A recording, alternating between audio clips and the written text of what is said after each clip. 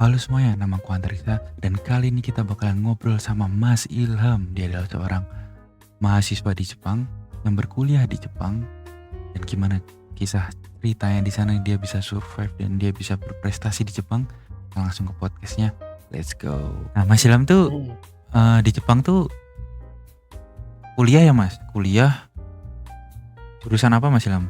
Aku ambil jurusan yang mungkin nggak ada di Indonesia, tapi bukan nggak ada ya, terbagi menjadi dua jurusan, yaitu ilmu komunikasi dan hubungan internasional. Jadi nama jurusannya apa itu Mas? Nama jurusannya itu Kokusai Communication, Gakubu. Jadi Fakultas Komunikasi Internasional. Nah, itu isinya ya memang pakai bahasa Inggris. Ya nggak semua kelas pakai bahasa Inggris, tapi untuk materi-materi seperti politiknya, hubungan internasional itu, kemudian materi-materi seperti ekonomi internasional itu pakai bahasa Inggris. Gitu Mas. Gimana Mas di Jepang Mas sekarang Mas? Ya. Sekarang di Jepang gimana Mas? Ini lagi musim panas. Musim panas Mas? Paling sama kayak di Indonesia. Ini bulan apa Mas emang? Juli loh Mas. Juli bro, yoi. Udah mulai banyak petasan, kembang api, hanabi. Soalnya ada apa itu Mas di sana Mas? Ada unagi kategori. Nah itu. Tadi. Unagi itu belut. Jadi belut-belutnya di Jepang tuh, belut tuh cuma dipanen pas musim panas. Itu gede-gede tuh. Terus dikasih saus bakar aja, panggang. Mahal. Sampai ratusan ribu itu. Jos. Terus ya biasalah, es serut kakigori. Terus hanabi, omatsuri, macam-macam festival. Nah terus kegiatan tuh kuliah kuliah sambil kerja gitu gimana Mas? Boleh diceritain gitu Mas? Nah, kegiatannya tuh ya yang pertama kuliah, terus kedua kuliah lagi, untuk kuliah. Jangan kuliah udah terus. Mau UAS, udah mau liburan musim panas. Ya kuliah terus part time tipis-tipis. Ya sih Mas. Terus kan ini Mas kalau dilihat-lihat nih di Instagram kamu pernah juara-juara gitu Mas, champion. Itu kalau boleh tahu juara apa itu Mas? Padahal kan Mas Ilham nih orang Indonesia nih Mas. Orang Indonesia nih Mas. Tapi kok Mas Ilham bisa champion Mas di Jepang Mas? Itu juara apa sih Mas? Itu lombanya juga sesama foreign student. Jadi aku pernah ikut lomba pidato dalam bahasa Jepang. Pidato dalam bahasa Jepang. Juga kampus Mas Ilham di Tokyo. Bukan, beda. Beda. Itu kampus swasta. Yang ya prestigious, ternama lah di Tokyo. Namanya Jochi Daigaku, Jochi University. Yes. Di situ ada sekitar 10 orang, macam-macam. Ada yang dari China, ada yang dari Nepal, ada yang dari Taiwan, Indonesia salah satunya. Terus Mongolia itu dibagi 3 tema, dikasih waktu 5 menit untuk pidato. Dan itu aku lupa 2 tema lainnya apa, tapi satu tema yang aku ambil tuh 10 tahun dirimu, gambaran 10 tahun dirimu. Nah itu seperti apa? Itu jadi aku cerita aja tentang ya cita-cita ya, kurang lebih ke 10 tahun ke depan tuh kita setelah lulus ini mau dibawa kemana ilmunya, ilmu dari kuliah ini. Terus habis itu posisimu 10 tahun ke depan tuh kira-kira menduduki pekerjaan apa, mengganti pekerjaan apa, kemudian kenapa ambil itu, terus upaya-upayanya sekarang di masa perkuliahan ini apa yang dilakukan untuk mewujudkan untuk merealisasikan gambaran tersebut, ekspektasi tersebut. Hebat sekali Mas isinya. Itu kalau boleh tahu juara berapa itu Mas? Kalau boleh tahu juara berapa itu Mas? Nice. Alhamdulillah juara harapan 1. Berarti harapan itu kan 3 ya. Nanti kita munculin Bro. kita munculin videonya ya Mas. Udah Ada di bawah sini. gila Mas Ilham. Itu kesulitannya apa Mas Ilham? Kesulitan terus sama tantangannya lah Mas Ilham. Buat pidato pakai bahasa Kesulitan Jepang. Untuk apa? Pidato. Untuk pidato terus bersaing sama orang-orang lain itu Mas. Berpidato. Iya, padahal orang-orang pesaingnya tuh orang-orang China ya. Aku ingat banget orang pertama, orang kedua, terus dari kampusnya mereka sendiri itu juga ada.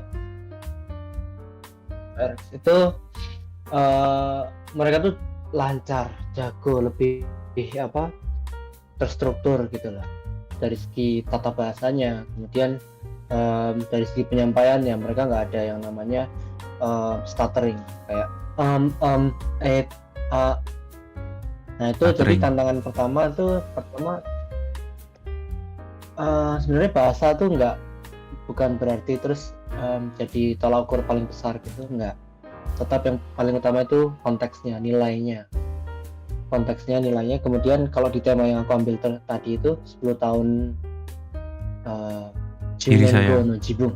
Jadi ya diri kita sendiri 10 tahun yang akan datang. Itu ya upayanya apa aja. Jadi pertama kok sinkron enggak, akan tersulit ya sebenarnya ini sih mental. Karena aku gitu urutan 9 dari 10. Pegangan gak sih Mas buat Itu udah musuh-musuhnya Mas dengerin Ilham? Pegangan Mas. Kalau udah punya mental semua pegangan gak sih Mas musuh-musuh? Berat. Udah gitu jadi yang namanya manajemen emotional management itu penting ya. Jadi santuy aja, dengerin aja. Nah, untuk biar kuat mental juga itu ya paling utama adalah persiapan. Oh, persiapan, betul, preparation. Jadi Preparation phase. jadi Setuju. sebenarnya yang namanya bahasa ya semuanya masih belajar ya. Jadi itu bisa dimaklumi. Dan kebetulan ya saya dari negara yang di kanji. Jadi negara yang tidak menggunakan kanji itu justru malah jadi nilai plus di mata juri. Terus kalau Mas Ilham bagilah gimana sih Mas Ilham di Jepang? Maksudnya survive-nya gitu buat teman-teman nih kalau mau ke Jepang gitu. Kalau dari Mas Ilham ini gimana nih sebagai Mas Ilham yang udah tinggal di sana? Berapa tahun Mas Ilham? Jalan 6, jalan 7 tahun. Nah, itu dia. Bagaimana nih Mas Ilham? Iya. Yang paling utama tuh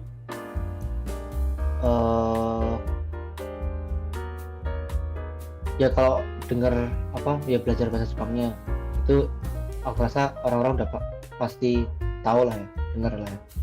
Sekalipun berangkat dengan beasiswa full English, itu mau bagaimanapun kita bersosialisasi, kita belajar untuk survive kegiatan seperti ya kita mau berbelanja, mau travel, mau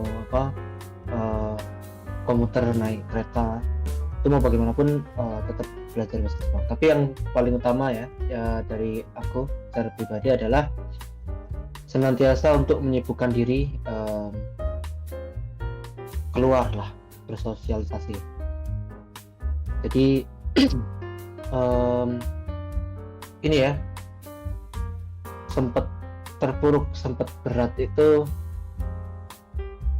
aku yakin em, rantauan orang-orang yang merantau juga itu merasakan hal yang sama, yaitu kesepian. Yaitu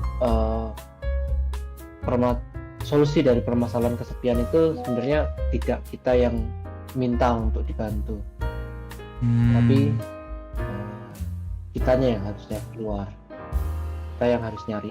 Terkadang memang zong kita masuk ke sebuah komunitas atau circle orang-orang tertentu, namun mereka cocok mungkin, atau ya itu tadi kendala bahasa atau bagaimana, tapi ya terus coba senantiasa coba cari atau buat circle yang memang tertarik. Jadi ya seperti aku akhirnya yang dulu sebenarnya ya seperti tahun-tahun pertama, tahun kedua tuh masih FOMO, masih nyari pengen ikut itu, pengen ikut geng ini juga. Terus akhirnya sana kemari, kadang capek sendiri, kadang hilang identitas. Kalau makan kayak sama orang-orang sembarangan dan nggak bisa toleran gitu, kadang dipaksa untuk minum beralkohol. Oh no, Macam-macam lah. Nah itu jadi akhirnya sekarang udah mulai terfilter, ketemu orang-orang yang memang tertarik ya, selain ngobrol sama aku ya ngobrol tentang Indonesia, ambil kelas bahasa Indonesia, tertarik dengan budaya Indonesia. Jadi ya yang nyambung aja, yang memang berkepentingan. bagus Mas, udah nggak kerasa kita udah 50 tahun di sini di Discord ini. Udah 50 tahun di Discord ini. Kita. Udah 50 God. udah 50 tahun di Discord ini, dan wah ngobrol udah lama banget ya. Udah lama banget di Discord ini, udah ngobrol banget. Udah nggak tahan banget ini. Aduh, terima kasih Mas Ilham untuk Mas Ilham, terima kasih Mas Ilham, izin serius. Terima kasih Mas Ilham buat semuanya lah. Aduh ini Mas Ilham buat insight-insightnya ya. Kurang lebihnya mohon maaf. Assalamualaikum warahmatullahi wabarakatuh. Terima kasih semuanya. Waalaikumsalam.